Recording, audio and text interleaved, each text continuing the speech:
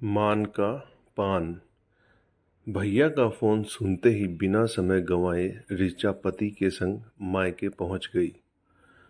Mummy की सबसे लाडली बेटी थी वो, इसीलिए अचानक माँ की गंभीर हालत को देखकर रेखा की आंखों से आंसुओं की झड़ी लग गई।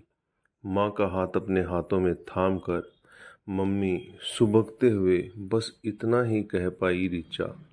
बेटी की आवाज़ कानों में पड़ते ही माँ ने धीरे से आंखें खोल दी। लाडली बेटी को सामने देखकर उनके चेहरे पर खुशी के भाव साफ झलक रहे थे। तू आ गई बिटिया, कैसी है तू?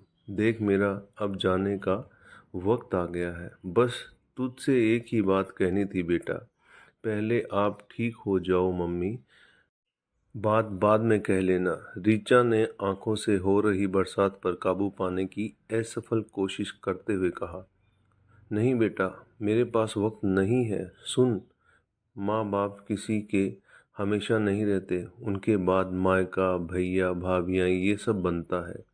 माँ की आवाज़ कांप रही थी। ऋचा माँ की स्थिति को देखकर अपना धैर्य खो रही थी और बार बार एक ही बात कह रही थी, ऐसा ना कहो मम्मी, अब ठीक हो जाओगे। माँ ने अपनी सारी सांसों को बटोरकर फिर बोलने की हिम्मत जुटाई।